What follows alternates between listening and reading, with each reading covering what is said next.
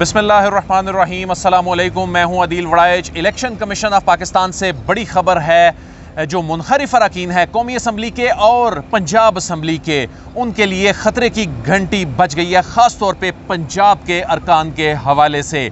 आज बड़ी अहम समात हुई, कार्रवाई का आज बाकायदा आगाज़ हो गया है। और ये समात, जो बड़ी खबर है वो ये है कि चीफ इलेक्शन कमिश्नर और इलेक्शन कमीशन के अरकान भी ये चाहते हैं कि ये केस जल्द अज जल्द निपटाया जाए। और उन्होंने कहा है कि कोशिश करें कि मंगल के दिन तक इस पर दलाइल मुकम्मल कर लिए जाएं।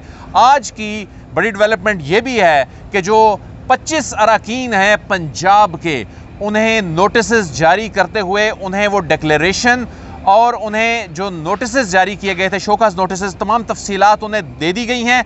और उनके लिए अब सिर्फ 3-4 रोज़ का वक्त है जिसमें उन्होंने आकर इलेक्शन कमीशन ऑफ पाकिस्तान को ये बताना है कि उन्होंने वोट दिया या नहीं दिया। इससे इनकार वो नहीं कर सकते। तमाम रिकॉर्ड मौजूद है। फैसल चौधरी साहब, अजहर सिद्दीक साहब आज पेश हुए इलेक्शन कमीशन ऑफ पाकिस्तान में, और फैसल चौधरी साहब ने भी ये कहा, अजहर सिद्दीक साहब ने भी ये कहा, इन्होंने कहा कि वोट कास्ट हुए तस्वीर मौजूद हैं, तमाम रिकॉर्ड मौजूद है। इस केस में तो कोई इबहाम नहीं है, चीज़ें वाज़ेह हैं। कौमी असम्बली से ये डिफरेंट केस है। तो पंजाब हुकूमत का जो मुस्तकबिल है इन 25 अरकान की अहलियत या नाअहली से जुड़ा हुआ है। और इस अहम मामले पर आज की जो समात हुई, बात करेंगे। फैसल चौधरी साहब पाकिस्तान तहरीक इंसाफ के वकील हैं। इस सारी मामले को कानूनी तौर पर फैसल चौधरी साहब आप देख रहे हैं।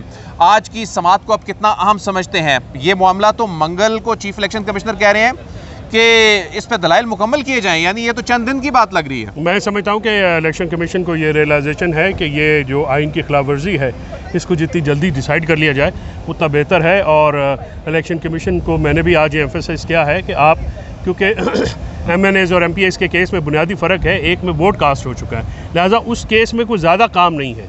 आपने रिकॉर्ड देखना है, आपने सवाल पूछने हैं। अगर वोट कास्ट हुआ है तो फिर मेंबर डी सीट होगा। अगर कोई झूठ बोलता है तो फिर डिस्क्वालीफाई फॉर द लाइफ हो जाएगा, क्योंकि डी सीट के बाद डिस्क्वालीफिकेशन जो है वो भी इंटेल करेगी। और उसके बाद जब वो ये अपनी आइन की वायलेशन, अपने ओथ की वायलेशन वो देते हैं, और इसके बाद मंगल को मुझे उम्मीद वासिक है कि हम ये केस जो है वो डिसाइड करवा देंगे। और जो मेंबरान हैं, जो मुनहरिफ अरकान हैं, जो कि अपनी पार्टियों को छोड़ के उन्होंने एक गंदी सियासत की जो है दोबारा इब्तिदा की 90 की, और उन्होंने जो सियासत का जो चश्मा जिसको साफ़ रखने की ज़रूरत थी उसको गंदा किया, अपने कंडक्ट से, अपने वोटों से, अपने लालच से, वो जो है वो साफ़ हो जाएगा। और उसके साथ साथ मंगल वाले दिन इलेक्शन कमीशन को भी जो है वो ज़रूरत इस बात की है। देखिए, आप जब एक इदारे के ऊपर जिम्मेदारी होती है, 30 दिन का ये मतलब नहीं है कि आपने 30 दिन उसको ड्रैग करना है। जो फ्रेमर्स ऑफ कॉन्स्टिट्यूशन उन्होंने 30 दिन इसलिए रखा है कि अगर कोई मामला ऐसा हो जिसमें एविडेंस रिकॉर्ड करना पड़े। MPS के केस में तो एविडेंस रिकॉर्ड करने की ज़रूरत ही नहीं है, असेंबली का रिकॉर्ड साथ लगा हुआ है और उनके जवाबात हैं। अगर वो टेक्निकल नॉकआउट्स पे वो जाना चाहेंगे, लेकिन मेरा नहीं ख्याल कि मंगल वाले दिन से ज़्यादा ये केस मंगल वाले दिन इंशाल्लाह अल्लाह ताला के फजल से डिसाइड हो जाए। आपने भी कहा कि कौमी असम्बली का केस चूँकि वहाँ वोट कास्ट नहीं हुए थे, वो डिफरेंट है, ये बड़ा वाज़ेह है। तो अब आप क्या समझते हैं कि जो मुखालिफ फ्रीक है उनके पास मार्जिन कितना है? क्योंकि तमाम चीज़ें रिकॉर्ड पर मौजूद हैं। इस पे इसलिए शायद आपको लग रहा है कि तमाम चीज़ें चूँकि रिकॉर्ड पर मौजूद हैं, तो इस केस में दूसरी जानिब, दूसरे फ्रीक के पास मार्जिन ही नहीं है। इसको ओपन एंड शट केस कहते हैं। अच्छा, ओपन एंड शट केस कहते हैं हम अपनी टर्मिनोलॉजी में, यानी जिसमें बहुत कुछ साबित करने की ज़रूरत नहीं है। वहाँ पे बहुत सारी चीज़ें ऑलरेडी साबित हो चुकी हैं। अपना उसमें इलेक्शन कमीशन के पास पूरी एविडेंस आ चुकी है, अखबारात में, पब्लिक एट लार्ज के नॉलेज में भी है, हर चीज़ है। जो दूसरी नेशनल असेंबली की बात है उसका थोड़ा सा डिफरेंट यह है कि वो वोट कास्ट करने पे उनकी डिफेक्शन हुई नहीं है, उनकी डिफेक्शन दूसरी पार्लिमानी पार्टी ज्वाइन करने पे हुई है, लिहाजा उसमें और इसमें फ़र्क है। यहाँ पे जो डिस्क्वालिफिकेशन MPs की है वो वोट डालने पे है, जो कि बहुत ही जो है मैं समझता हूँ फर्म है। वहाँ पे एविडेंस रिकॉर्ड कराने की ज़रूरत होगी MNAs के केस में, लेकिन एविडेंस भी मौजूद है। वो केस भी जो है वो कोई कमज़ोर केस नहीं है, वो बिल्कुल मजबूत केस है, लेकिन उसमें शायद एविडेंस लगाने की ज़रूरत हो। इसमें जो एविडेंस है वो सफिशेंट है, उससे ज़्यादा जो है ज़्यादा एविडेंस लाने की ज़रूरत नहीं है। वो एविडेंस यहाँ पर आ जाएगा और मेरा ख्याल में कि मंगल वाले दिन इनकी, जैसे हम कहते हैं कि their fate will be sealed. Chief election commissioner साहब कह रहे थे कि हम तो तवक्को कर रहे थे कौमी असम्बली अरकान के मामले पे जो है दूसरा फरीक वक्त लेगा, लेकिन आपने मंगल तक के लिए वक्त लिया, इसकी क्या रीज़न है? उसकी वजह यह है कि जवाब मैंने ड्राफ्ट करने हैं, 26 के करीब जो हैं वो ड्राफ्ट मैंने करने हैं, लिहाजा मैंने उनको ये उनके जवाब आए हैं उनके जवाब। देखिए बात, देखिए फंडामेंटल्स है ना जिस पे हमारी प्रैक्टिस बेस करती है, जिसमें हमारी वकालत बेस करती है, वो ये है कि फेयर हेयरिंग होगी, फेयर हेयरिंग सबको मिलेगी और मुल्ज़मान का ज़्यादा होता है उनको, इसलिए मैंने उनके जो जवाबात हैं उनको जवाब पढ़ के उसके अगर कुछ मैंने जवाब देने हैं तो वो भी मैंने फ़ाइल करने हैं, उनकी कॉपीज़ जानी है, थोड़ा सा वक्त चाहिए होता है। जो बाद में ये हुआ कि उस वक्त चीफ इलेक्शन कमिश्नर माजी में हुआ, वो जल्दी से फैसले हो गए तो फिर वापस आ गए।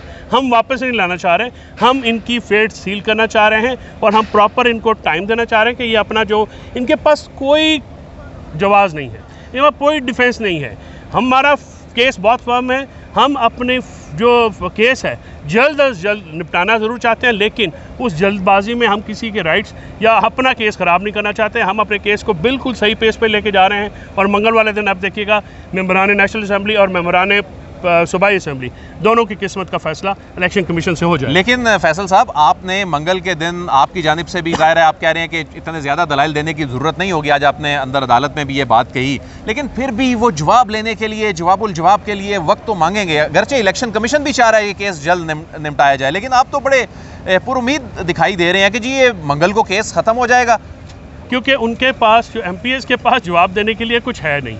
अगर तो वो ये कहेंगे कि हमने वोट नहीं दिया तो उसका एविडेंस मौजूद है, लिहाजा हम उस दिन, अच्छा अगर वो झूठ बोलेंगे तो उस पे वो फॉर लाइफ भी डिस्क्वालीफाई हो सकते हैं। वोडा साहब का केस इलेक्शन कमीशन डिसाइड कर चुकी है, फॉर लाइफ डिस्क्वालिफिकेशन होगा। अच्छा, ये तो बिल्कुल फंस गए वो कि अगर इकरार करते हैं तब भी फंसते हैं, इनकार करते हैं तब भी फंसते हैं। आखिरी सवाल ये है, आइन और कानून से डिविएट करेगा, उसको से इनहराफ करेगा, इखलाक से इनहराफ करेगा, वो उसकी किस्मत में अंधेरे हैं। ये पाकिस्तान की कौम का फ़ैसला है, पाकिस्तान के इदारों का भी यही फ़ैसला है और वो पाकिस्तान के इदारे जो हैं आइन के पाबंद हैं, कानून के पाबंद हैं, वो इससे कोई दूसरा फ़ैसला नहीं ले सकते। फैसल जो साहब, लास्ट क्वेश्चन ये है, पंजाब हुकूमत का मुस्तकबिल क्या है? अगर तो ये मुनहरिफ अरकान जो हैं ये डिस्क्वालीफाई हो जाते हैं या कम अज़ कम डी-सीट हो जाते हैं, उसके बाद क्या वहाँ पर कोई तहरीक अदम एतमाद आएगी या दोबारा से उनको एतमाद का वोट लेने का कहा जाएगा? गवर्नर अभी पाकिस्तान तहरीक इंसाफ की हैं, लेकिन उनको भी हटाने की कोशिशें की जा रही हैं, बल्कि फ़ैसला कर लिया गया है। तो ये पंजाब में क्या होता दिखाई दे रहा है आपको? गवर्नर पंजाब को आइन के तहत जब तक सदर साहब नहीं चाहें नहीं हटाया जा सकता, ये कैटेगोरिकल बात है, लिहाजा तमाम एफर्ट इसमें फ्यूटाइल होंगी। इस वक्त पंजाब हुकूमत कच्चे धागे से लटक रही है, जो कि मंगल को इंशाल्लाह वो टूट जाएगा। उनके पास वो सकत भी नहीं है कि वो मुकाबला कर सकें, क्योंकि जो बाकाम उन्होंने किया है वो इतना गैर आइनी है, इतना गैर कानूनी है कि उसकी कोई जस्टिफिकेशन ही नहीं हो सकती है। वो एक कच्चे धागे से बंधे हुए हैं और इंशाल्लाह मंगल वाले दिन वो धड़ाम से नीचे आ जाएंगे। बहुत बहुत शुक्रिया। फैसल चौधरी साहब हमारे साथ मौजूद थे, इस केस को लड़ रहे हैं। फैसल चौधरी साहब ने ये बताया है कि मंगल को इस फैसले का इन्हें उम्मीद है, लेकिन इसमें अगर 2-4 रोज़ की समातें आगे चली भी जाएं तो ये केस आगे जाता ज़्यादा दिखाई नहीं दे रहा।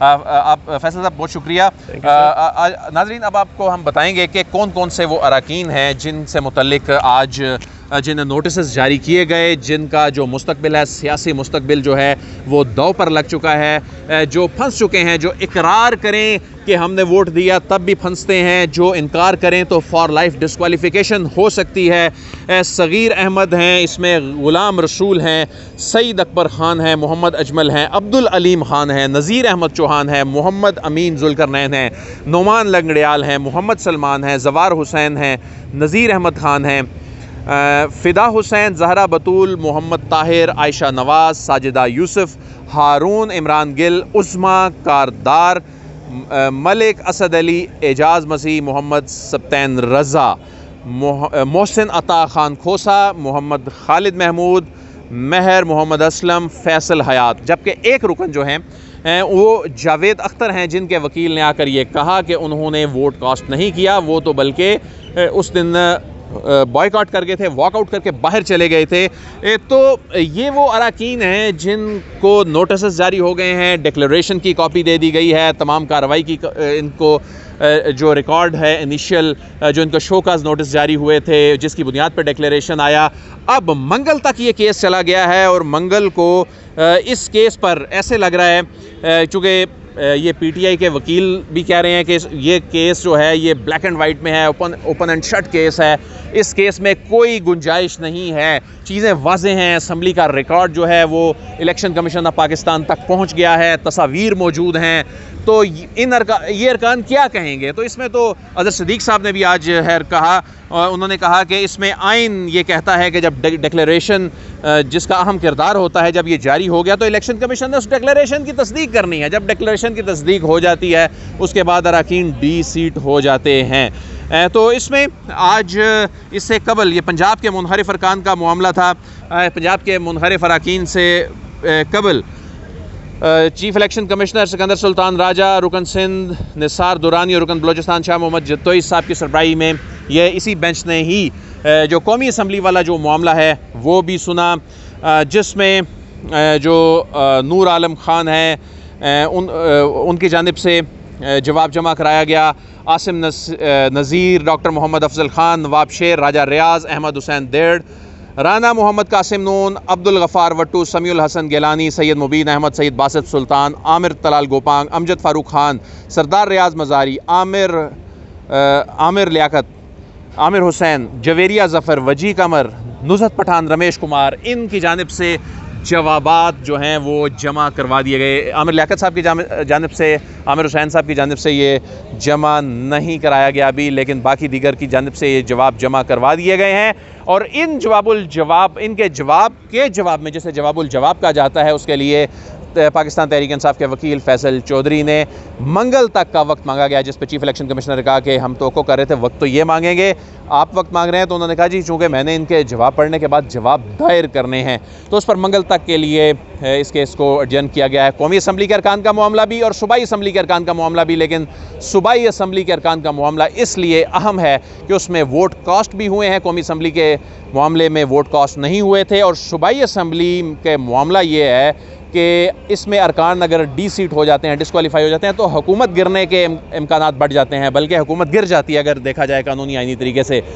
तो कौमी असम्बली में ऐसा नहीं है क्योंकि वहाँ पर हुकूमत इत्तहादियों के सहारे कायम है, अगरचे बड़ी थिन मेजॉरिटी के साथ है, लेकिन वहाँ पर मुनहरिफ अरकान के सहारे हुकूमत नहीं कायम, वहाँ पर इत्तहादियों के सहारे कायम है। लेकिन पंजाब की सूरत हाल में पाकिस्तान तहरीक इंसाफ ये कॉन्फिडेंट नज़र आती है कि केस जल्द निमटता नज़र आ रहा है। अदील वड़ाइच को इजाज़त दीजिए, आपसे फिर मुलाकात होगी। अल्लाह हाफ़िज़।